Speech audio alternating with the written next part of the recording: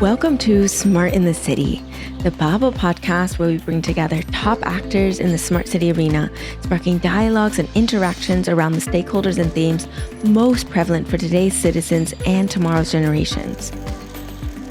I am your host, Tamlin Shimizu, and I hope you will enjoy this episode and gain knowledge and connections to accelerate the change for a better urban life.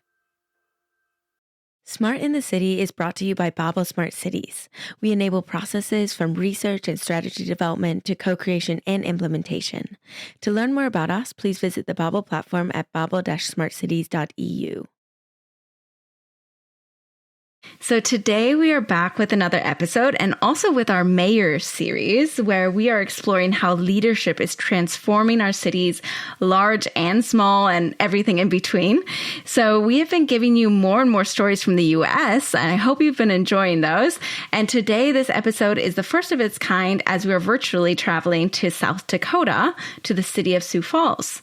So what better person to talk to? Well, of course, the mayor, Paul Tenhagen, the mayor of Sioux Falls in South Dakota, U.S. Welcome, Paul. Tamlin, great to be on your show. Thank you for having me. Yeah, absolutely my pleasure. So as you probably know, we like to get started with a little bit of a teaser question to warm us up for the main interview. So the teaser I have for you today is, if you had to describe Sioux Falls with just 3 emojis, which emojis would you use and why? Boy, I love that question. The first emoji I would probably use is the rocket ship emoji.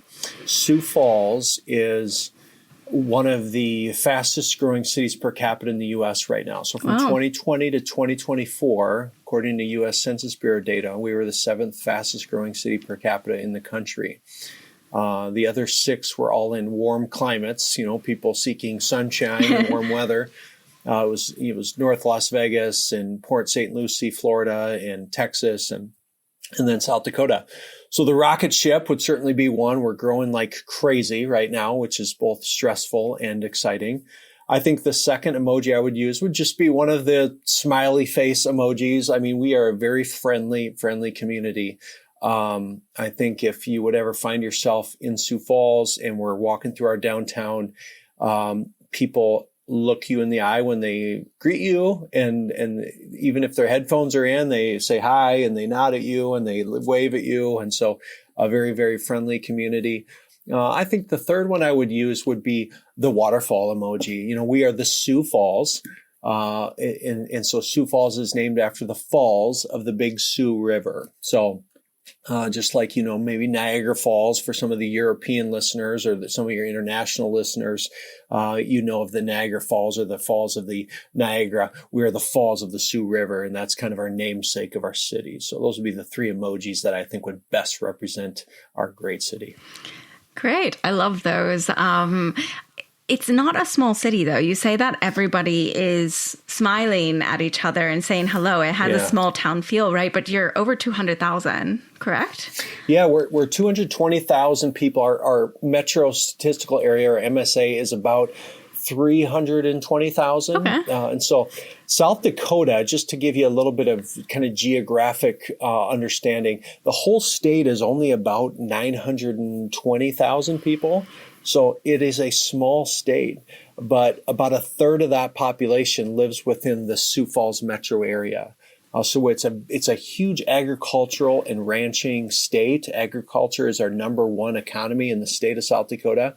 But for the urban lifestyle that you may seek in the state, you're going to be coming to Sioux Falls, South Dakota. So, a little over 300,000 people in the MSA. So as the Sioux Falls economy goes, kind of the whole state economy goes as well. Okay, really interesting. Thanks for painting that picture. Also, now I want to paint the picture a little bit better of you as a person. Can you tell us a little bit about your background, how you came to be mayor? Are you from Sioux Falls? Any background that you want to give us? Yeah, so I grew up in Minnesota, actually, right next door, and very non-traditional path into politics. Never really envisioned myself doing this work. I am a graphic designer, actually, by trade, web designer. I started a digital marketing firm back when social media wasn't even a term yet. Twitter had just kind of hit it had launched in 2007, and Obama had just won the White House in November of 2007. And he had used digital media in a way that political candidates had never used it before. He was using social media, and he was using A/B testing with email marketing, and he did things really effectively using digital. And he kind of caught the political world by surprise with how effectively he used digital. And so I started a digital marketing company in 2008, and kind of rode that wave with social media and digital marketing for the next 10 years, and really loved it, and was an entrepreneur. And I built that business, and had an absolute blast doing that. But honestly, Tamlin, just felt a little bit hollow. And what I mean by that is it's a story as old as time, where you have some success, and you maybe have good income, and you have freedom, and you have the American dream, and you think you should be very happy, and you're not. And you look at yourself and say, is this what life is about? I'm just here to try and make money and acquire possessions and just kind of get more and more and more. And I was empty. And what I really found joy in was helping people and serving people. That's what filled my cup. And so wanted to do more of that. And I kind of found myself kind of being discontent in that entrepreneurial journey. And I'm a strong person of faith, and prayed about it a lot, and sought advice from other people, and decided I think I can serve in a different way, maybe serve my community, and what would that look like? And decided to run for the office of mayor, fully expecting to lose, if I'm being candid with you. Had no background in this work. I was a 39-year-old digital marketing guy with no background in public service, but just a guy that was passionate about Sioux Falls. And I ran, and I won. And so I've been doing this now for 7 years. It's a term limited job. I have about a year left in the office, and it's been an absolute ride, man. There's highs that are absolute highs, and then there are days when it can't be over quick enough, and everything in between. So it's been an honor and a privilege to be doing this work, but it's something that if you had said to me 10, 15 years ago, hey, Paul, you're going to be the mayor of the largest city in the state for 8 years, I would have probably laughed you out of the room. I love that story. One of the most interesting parts about my job is getting to hear everyone's backstories about how they came to their positions. And I've heard everything across the board. I love people who have different backgrounds and then came into their position today. What do you think you've brought from your digital marketing career into your career as a mayor? Well, I would say that for politicians in general, and I hate the word politician because it's a dirty word. I mean, you say politician today and you instantly cringe, and people hate that word, and I do as well. But being in politics and public service is sales and marketing, because what you are doing is you are trying to sell an agenda, sell an idea, sell a vision, and get people to come along with you. You're trying to sell the community on, hey, this is where we need to go. Hey, we need to do this new park project.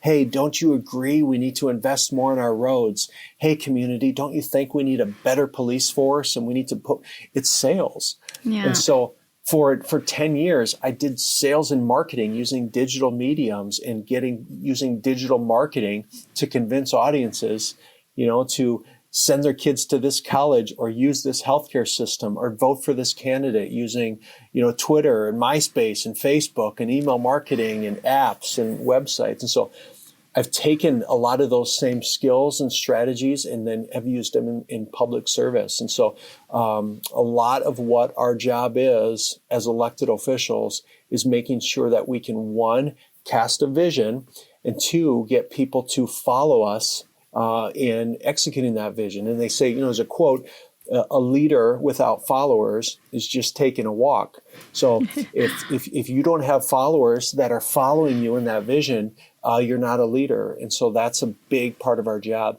I think the second piece that my entrepreneurial journey has really helped me with in this job is a term I use a lot, and that's what I call public entrepreneurship, where I've taken kind of an entrepreneurial mindset into the office of mayor, where I kind of push the envelope a lot and say, why do we do this way? And can't we be more effective if we tried something like this, or this makes no sense, or why are we spending money this way? And it's frustrating to me at times because I want to move really quickly. And I as a guy who had his own company, I was used to being able to on a Monday say, hey, we're going to make this decision. And by Friday, it's in place. And here on a Monday, I could say, let's make this decision. And it's going to take 4 to 6 months before it can maybe be in place. And I got to make sure the city council agrees with it. And does the community buy into it? And can we even do it? And do we have money for it? And do the people on Facebook care? And are they pissed off? And are they going to send me mad emails because they don't agree with it? And so it's a way different process, but some of the same entrepreneurial principles apply, where I think communities and constituents and, our residents, they want to see us as elected officials experiment more and act more like entrepreneurs. They're sick of politicians. At least they are in the U.S., where that's why you've seen, whether you agree with his policies or not, you've seen this Trump movement that's happened in the U.S. The reason this has caught steam is because people are disenfranchised with politicians and career politicians, and they want to say, I want business people. I want people who have signed the front of a paycheck, and understand business and are going to come in and slash things. And Elon Musk is going to come in and cut stuff. And yeah, we need this. And now I don't agree with all of it. And I don't agree with a lot of the style and the way that we're doing this right now on the federal level. But I think there's an appetite for that right now in our country. And I think that's why you're seeing more people get elected who have entrepreneurial or business background, because our constituents are hungry for that. Yeah, it's a really good thought to connect this. What do you think? A lot of our listeners are cities, mayors, some, but also, practitioners working at city level. What do you think, how can they embrace these principles of entrepreneurship to drive the change that they want?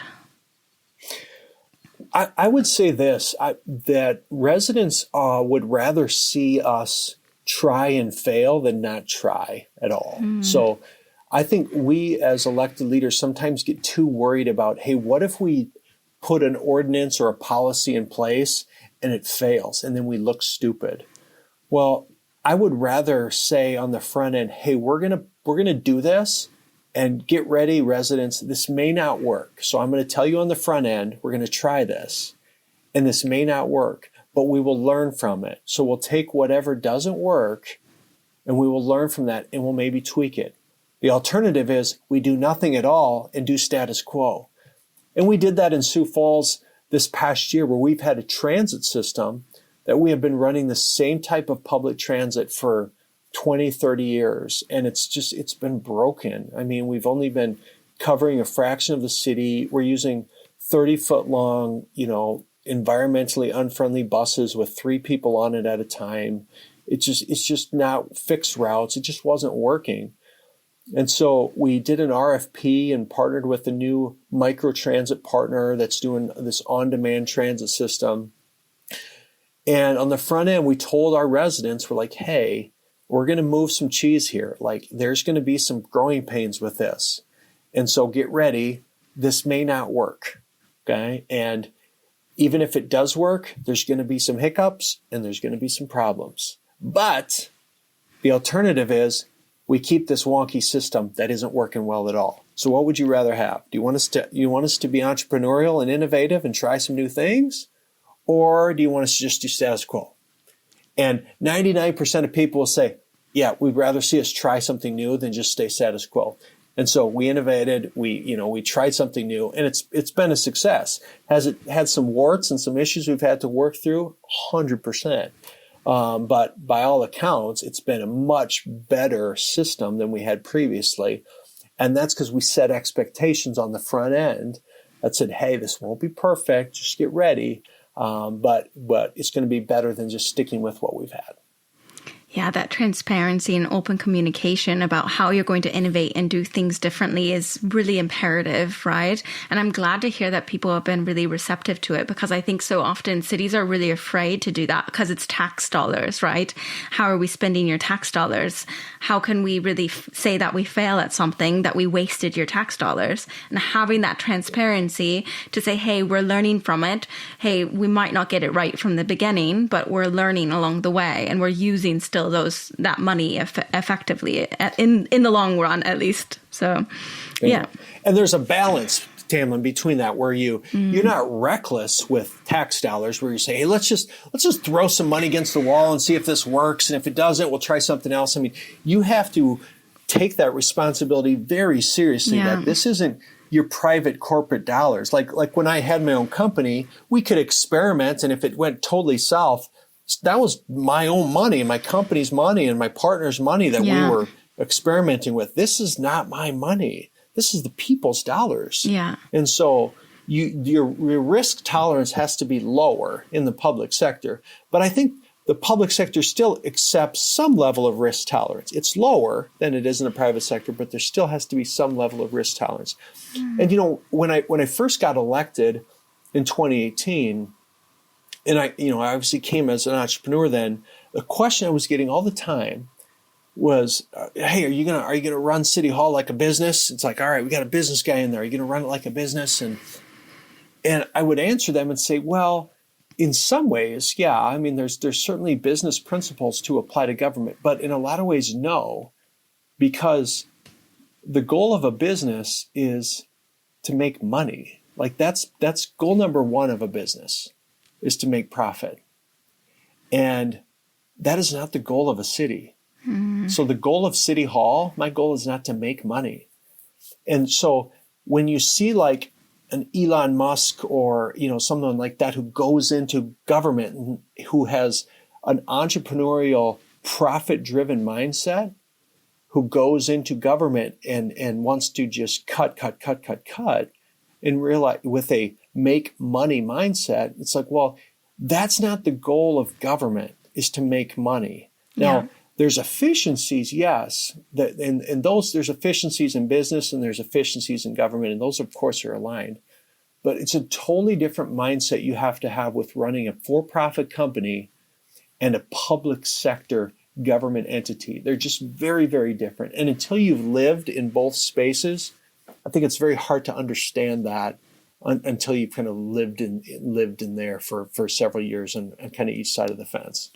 Yeah, absolutely. I want to talk a little bit more about some of the projects and initiatives that you've been working on. So I heard about your 437 project and your annual fitness challenges. Can you talk about those and how your personal passions you mentioned faith, fitness, community, how has that shaped your approach as a mayor as well? Well, I believe that physical health and physical fitness is one of the most important kind of facets of a community. And it's something that the bully pulpit of the mayor has to be used for, because the physical health of our communities is directly tied to the resilience of a community. And in South Dakota, and I hate this about our state, but we are the 11th highest state in the country for our obesity rates. And in fact, 37% of our state is considered obese. Wow. So think about that. Over 1/3, Tamlin, of our state is considered obese. Yeah. And obesity leads to hypertension and high blood pressure and heart disease and all kinds of joint issues. And it's just tied to so many things. And so I have been passionate about trying to get the community healthy, but indirectly, physical health is so directly tied to your mental health. Yeah. And during the COVID pandemic, and I have such a soft spot for any leader, specifically any mayor, that had to be the mayor through the COVID pandemic, because we were in such impossible positions through the COVID-19 pandemic. And what happened to people's mental health during that time cannot be overstated. And I saw people lose it. I mean, they lost their minds. That's Yeah. the only way I can say it. I mean, they lashed out. They became irrational. They just really became unhinged on so many levels. And the study after study has shown that a stronger physical body is also directly connected to a stronger mental health state of mind. And so starting in 2020, April of 2020, we were all told that, hey, stay at home. Hey, don't go talk to anybody. Stay in your house. Don't have any physical interaction with people. What do you think that did to everyone's mind? I mean, that's why people just really started to lose it. And so I started at that time the Mayor's Fitness Challenge in April. And I said, hey, you need to get outside and start walking, start running, enjoy nature. Like, you don't need to stay in your home. You can go outside. You're not going to catch COVID by going on a run. You need to go get active because you need to shut off the news. You need to get off your phones. You need to put away the negativity and get out because your minds are really degrading right now. And that became a challenge of encouraging our residents to do 100 miles of activity in 100 days. And people loved it because they were so hungry for something other than COVID at that time. And now we're in our 5th year of that challenge, and it's been a home run. We just kicked it off last weekend, and it's been great. And then what spun out of that was a project called the 437 Project. It's 437 miles across the state of South Dakota. Uh-huh. And I saw the mental health challenges across the state. Our suicide rates started to climb after COVID. And I saw the mental health struggles across the state, including in our agricultural community. That's one you don't often hear a lot about, but the suicide rate amongst farmers and amongst our Native American population is much higher than the average population. And so we started a run, 12 of us. We hopped in 2 RVs and we ran 437 miles across the state to raise funds and awareness for mental health prevention and suicide or mental health services and suicide prevention. Wow. The funds went to an organization called the Helpline, which supports 988, which is a crisis hotline. You can call 988 and get support for if you're having suicidal ideations or you're having mental health challenges. You can call that just like you can call 911. You can call 988 and get help for those services. And so we're now in our 4th year of the 437 Project, where 12 people get together and they run across the entire state, 437 miles. And we raise about $250,000 every year for this cause. And it's been absolutely a home run for the community. It's united our community around the topic of mental health, but just allowing people to talk about it, kind of lifted the veil in that it's not something we have to be ashamed of. You can talk about your own mental health. If you have suicidal thoughts or you're just feeling unwell, it's okay to let people know. It's okay to ask the question, hey, Tamlin, are you having thoughts of self-harm? Are you having a rough day? Do you need to talk to someone? It's okay to have those thoughts, but make sure you're seeking help. And so we're raising the awareness that people can seek help, and here's the resources you have to go to for that. Amazing. How many days does that take to do the 437 miles? Yeah, it only takes about 72 hours. Oh, wow. Because, we run nonstop relay style. So there's only one runner at a time, but we just keep running nonstop. So Gotcha. we carry a baton and we just keep passing it off to one another. Oh, okay. Very nice. We keep going nonstop across the whole state. Okay. My dream would be to have one of these in every single state. So, in Montana, it's the 564 project, and in Iowa, it'd be the 384 project, or whatever the mileage is across the state, so that all 50 states would have something like this to raise awareness and dollars for suicide prevention and mental health awareness. I'm from Colorado originally. I feel like that would get a lot of support in Colorado because there's a lot of really avid runners, as you know. Not actually as many issues with obesity there because it's a very, very active state. Right. But still, of course, the mental health challenges are everywhere, right? So, yeah. It's a huge issue. Mental health challenges. I tell you what I've seen as a mayor, what I've seen as a huge rising issue is two primary areas: addiction issues related to not only alcohol but drugs. I mean, I've seen addiction issues really rise since COVID, and I've seen mental health issues really rise since COVID. And we spend a lot of time in our communities as mayors dealing with the side effects of that. We deal with a lot of homeless issues as mayors, and 95% of all homelessness issues. I mean, if you go into a shelter today and you talk to the people who are experiencing homelessness, 95% of those people, I'm making this up, but very likely have one or both of those issues as underlying causes of their homelessness at some point, either a mental health challenge or an addiction challenge that led to them being in that situation that they're in. Yeah, absolutely. I want to talk a little bit more on the podcast. We often talk about, public-private partnerships as a key for growth for cities, of course. However, also there's a balance, right? Some critics worry that too much reliance on private entities can lead to uneven development or reduced accountability also for public sector. How do you strike this balance and ensure that these partnerships really serve the public interest long term?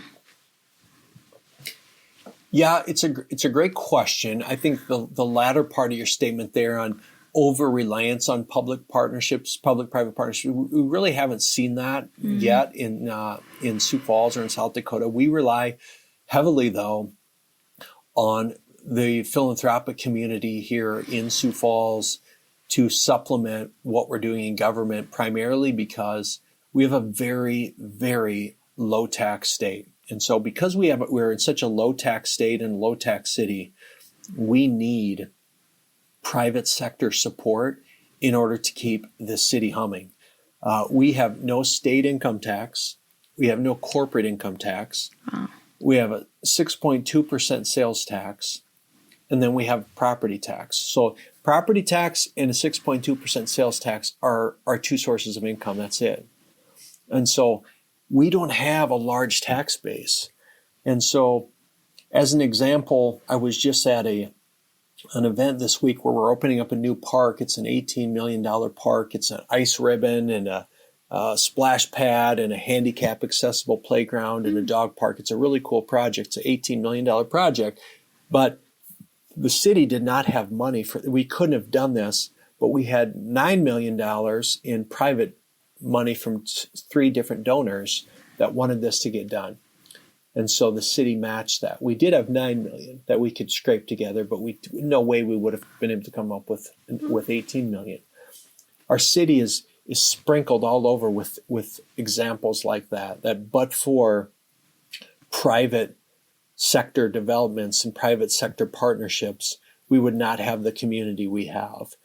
And so they're very, very critical to, at least in Sioux Falls, to the city that we enjoy today, these P3 developments. Now, can there be an over-reliance on them? There can be. And we have a single philanthropist in our community, a gentleman named T. Denny Sanford, who started a credit card business here in Sioux Falls many, many years ago and has, I won't even dare to guess the number, but it's been over $1 billion that he has invested into this community.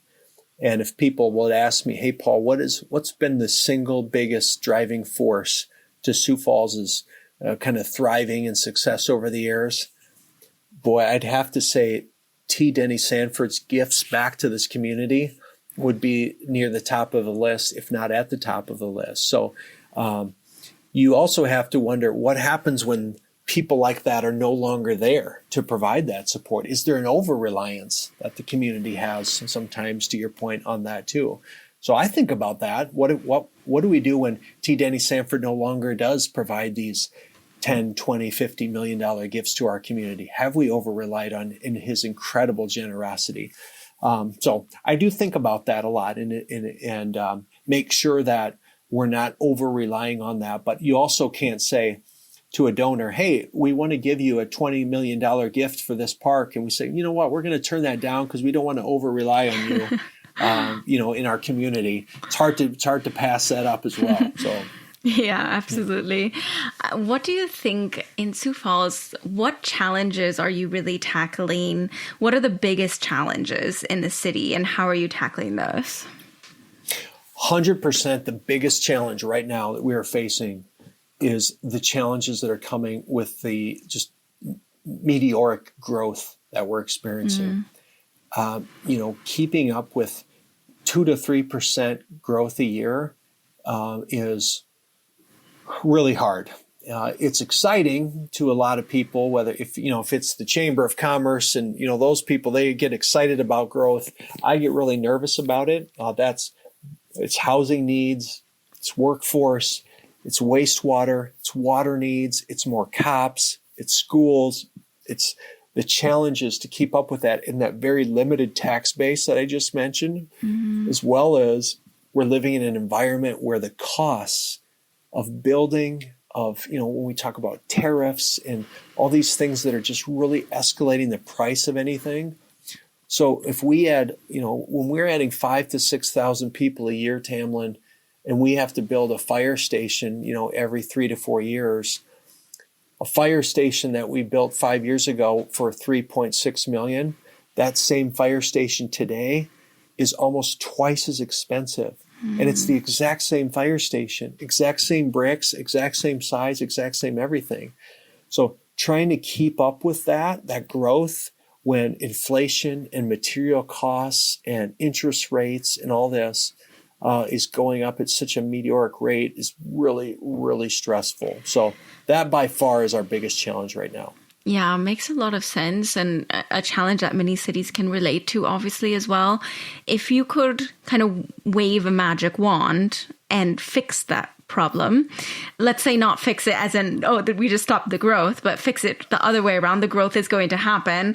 What would it be? Would it be money that would fix it? What would fix those challenges from your perspective? Boy, it's a really, really great question. I think if I could wave a magic wand and fix one thing, I would love to get a solution to the affordable housing challenge, which I think indirectly then fixes a lot of the other issues. That continues to be, I know it's a problem in Europe. I know it's a problem in the States. Pick any major city in the country. I know you're in Stuttgart. I'm in, Sioux Falls, Sacramento, Tallahassee, New York. Getting people into affordable housing, whether that's multifamily, whether that's single family, is the number one challenge we're all facing as leaders. And once you can do that, if their housing is affordable, then they have money to afford daycare, then they have money to afford their food, which is rising. They have money for those other critical needs. But housing is your first priority. If you don't have a place to live that's affordable, that's your number one priority. And when you worry about that, nothing else really matters. That has to be covered first. So if I could wave a magic wand and fix that, a lot of other things would take care of itself. Yeah, makes a lot of sense. As you mentioned, we're having this issue in so many different cities. Our second largest office is in Barcelona, and this is a huge priority. Obviously, a very large increasing housing prices with very low salary as well is one of the driving factors of a lot of protests going on. Of course, it's a challenge that we're talking about a lot. So love to exchange with you more also on that topic afterwards. I would love to also talk a little bit more about leadership. I like this topic a lot with the mayors. So hindsight is 2020, of course. So you've been mayor now for 7 years, right? And I'm sure that you would do things differently or make some different decisions if you could go back. Would you like to share maybe a decision or something that you did in the last 7 years that you would do differently now? Oh, so many. We don't have enough time. Is this a 4-hour show? I think you talk about leadership. Good leaders are very willing and open to admitting when they get things wrong, and I've gotten a boatload of things wrong over the years. But I think with the information that I have now about the pandemic, I certainly would have made some different decisions during that time, even though we didn't shut down businesses, and we didn't. Schools never were even closed in our communities, and I saw some cities and states that made some really drastic decisions, and they're still dealing with the impacts of that.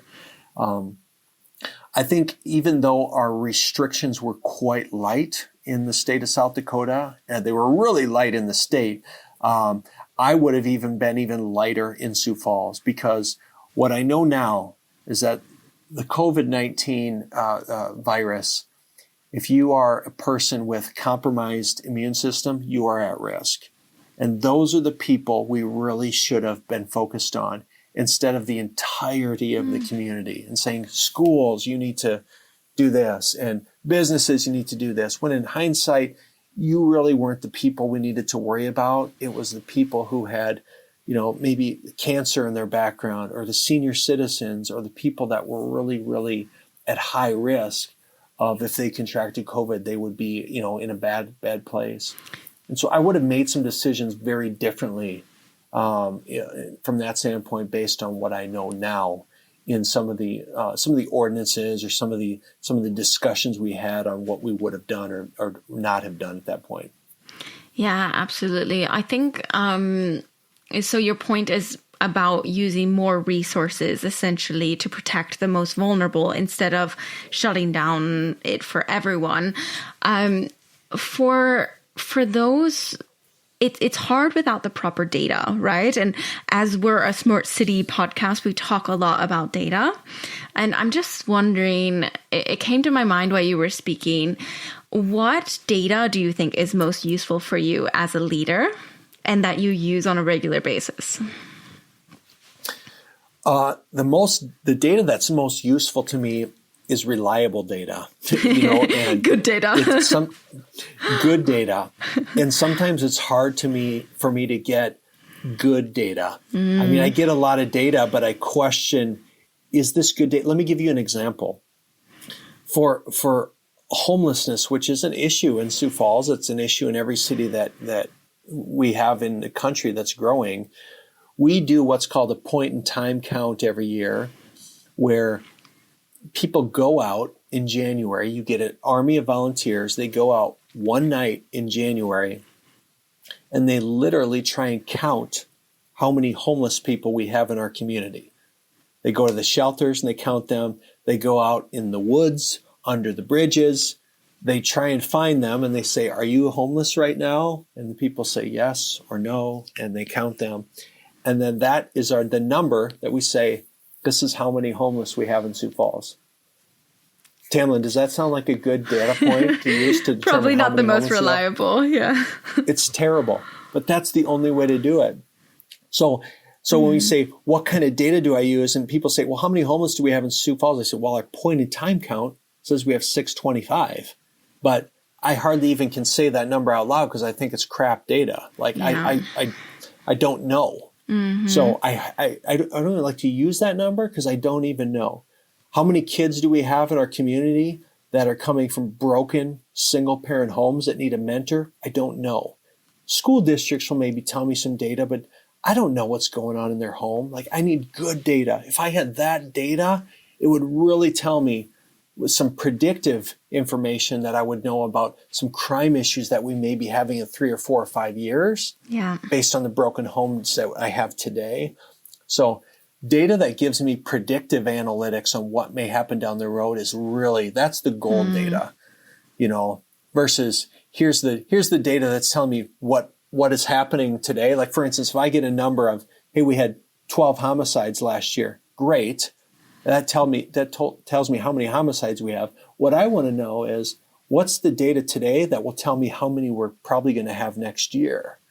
That predictive data that will tell me what's the leading indicators that are most likely to lead to a homicide. That's the real gold, where you can prevent those sort of things from ever even happening.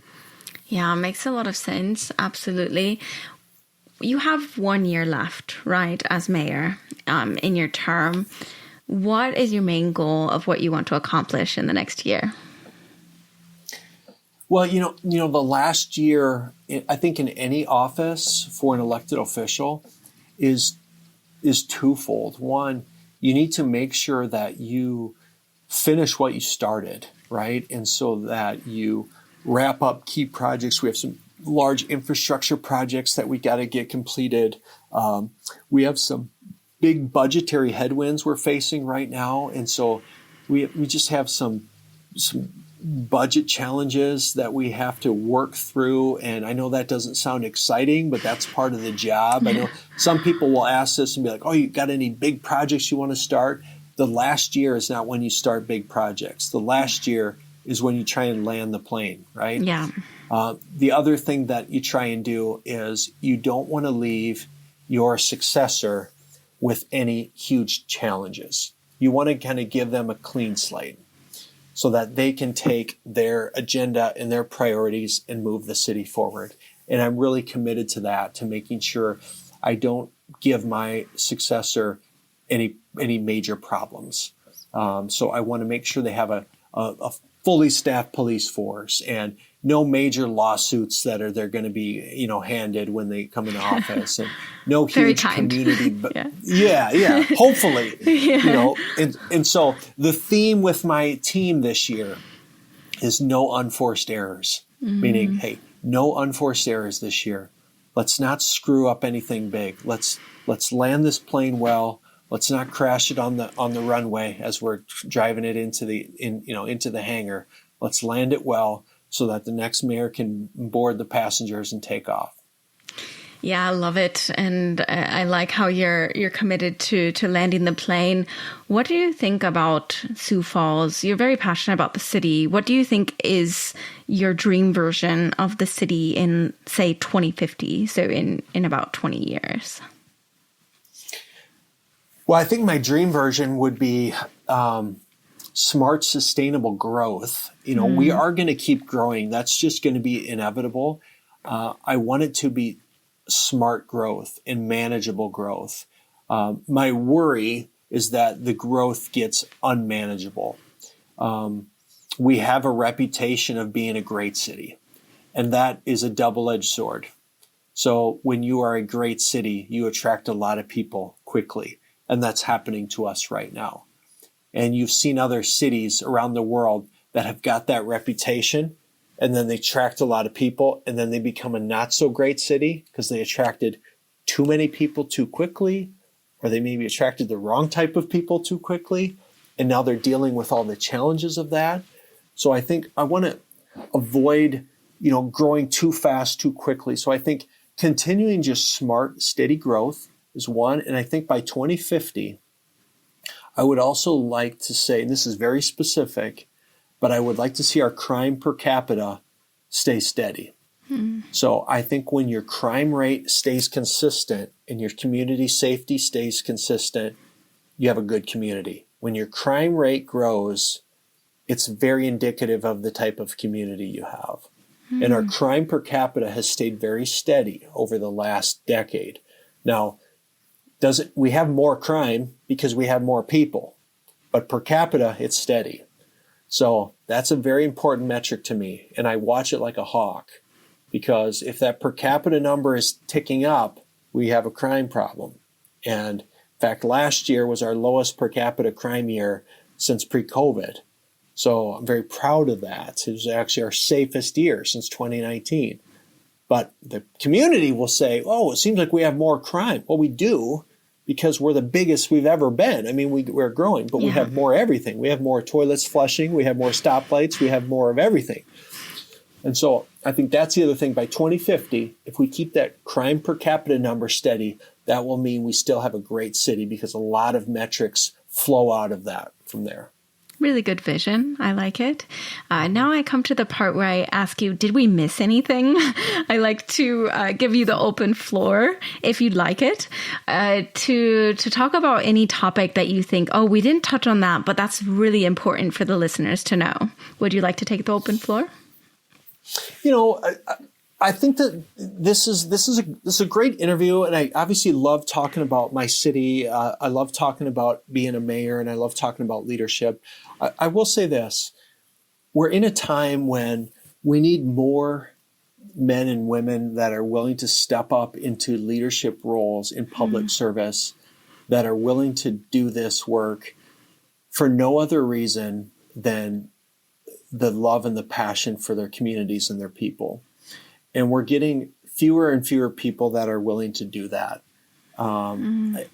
At least here in the States, what I'm seeing more of, Tamlin, is a lot of agenda-driven campaigns and agenda-driven candidates that, they may be a run on a single issue. They're passionate about this specific topic, and so they're mad about this, so I'm going to run on this issue or this topic. And that's not what politics is. That's not what being a mayor is. A mayor is a passion for a community.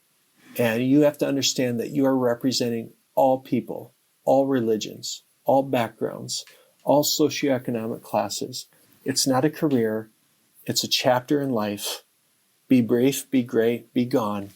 Get in, serve your community, get out, send the elevator back down, land the plane, and leave it well for someone else. And so I just always love to encourage people, if you're thinking about doing this, I'm a graphic designer, web designer by background. You don't need to be a politician. You don't need to be a lawyer by background to serve your community. If you got a stirring in your heart, the number one quality you need to be good in elected office is you need a passion to serve people. And if you got a passion to serve people and to love on people, that will make you a great elected official. You can learn everything else, but you can't learn how to be passionate about people and to love people. You either have that or you don't. If you have that, you'll be great in elected office. I love that. You almost made me want to run for mayor now. That was very inspiring. So thank you so much, Paul. I really love that. With that, we get to go into our fun segment. So I hope you're ready, because the segment that we chose for you today is actually my favorite segment. And actually, I don't think we've done it very much in the last few episodes, so I'm excited to do it with you today. Roll with the punches. Answer this or that questions quickly and with your first instincts. Sound good? I love it. Yeah. All right. I love it. Let's go. Coffee or tea? Neither. Standing desk or walking meetings? Standing desk. Social impact or economic growth? Economic growth. Data-driven decisions or intuition-based leadership? Data-driven all day. Pilot project or full-scale implementation? Pilot project. Public funding or private investment? Private investment. Disruptive change or adaptive change? Disruptive change. Entrepreneurial mindset or public servant heart? Entrepreneurial mindset, baby. All right, there you go. Do you want to explain any of your answers? You can tell by that. I mean, based on our interview, it's probably no surprise. I'm an entrepreneur by background. I love when the private sector jumps in and says, "Hey, we're not going to wait for the government to do this. We're going to get involved." And that's, a lot of times my big beef with the community is they'll say, I'll give you an example. I'll give you a real example, Tamla. Yesterday, a guy reached out to me. He sent me a text. He's a very great guy in our community. And he said, "Hey, we have this road in Sioux Falls. It's called Veterans Parkway. And why don't we put up a bunch of flagpoles along Veterans Parkway to honor our vets and our community? It'd be a really great thing and great initiative." And I said, "Yeah, great idea. Go find a sponsor and make it happen." We don't wait for the government to do it. It's probably $5,000 to $7,000 a flagpole. You want 80 flagpoles to line this parkway. That's $500,000. We don't have money for that. So private sponsorship, go do it. So I love it when it's you want to make it happen. Great. We don't have the money for that, but go do it. So that's kind of my philosophy. So. Yeah, I like your philosophy. I think, of course, they're meant to be tough questions, right? Where I think you also have a public servant heart from what you were saying before, as well as your entrepreneurial mindset. So I think those go really well together with your leadership, of course. So For sure. Last question. It's the question we ask every single guest. It's to you, what is a smart city? A smart city, a lot of times when we hear that term today, we think about technology. Yeah. We go right to technology and connectivity and all that. And I think that very much is a big part of a modern smart city that's adapting to the technological landscape and is using technology to deliver services in a more efficient way to their residents. So I think that's part of it. But I also think it's a city that listens to its residents in a way that ensures that everyone's voice is heard and everyone's being included in decisions, and which is increasingly difficult in a time where there's no easy way to get feedback from residents to ensure how they want services delivered. It used to be, focus groups, or you'd meet at the library and have people show up. They don't do that anymore. It used to be surveys online. They don't do that anymore. So getting people's feedback is very hard. But you can't deliver services to people in a smart way until you know how they want the services delivered and what the people want. So it kind of goes hand in glove. Chicken and egg, you first have to find out what people want and how they want it delivered. And once you do that, then you deliver it in a smart, efficient, affordable way to the user. So as a guy who has a background in technology, anytime I can use technology to save the taxpayer money, make things more efficient, and deliver it in a more cost-effective way, I love doing it, but also realizing not everyone is on the technology train to the same level that I may be. So you still have to ensure the services are accessible to everyone, no matter their level of knowledge and usability that they may have with their platform. So that's a long definition, but just advancing with the times and making sure technology is a big part of your platform and how you're delivering services. Yeah, very good. Listen and deliver. So with that... Listen and deliver. I love that. Yeah. Listen and deliver. That can be the motto. But actually there was so much in that episode to unpack and to really listen and to learn from. So thank you so much for your time. I know it was really valuable for our listeners, also very valuable for me to learn from you and be able to talk to you today. So thank you so much. Thank you, Tamlin. Loved being on. Appreciate you. Appreciate you as well. So thank you also to all of our listeners. It wouldn't happen without you either. So don't forget, you can always create a free account on babel-smartcities.eu, and you can find out more about projects, solutions, implementations, and more. Thank you very much. Thank you all for listening. I'll see you at the next stop on the journey to a better urban life.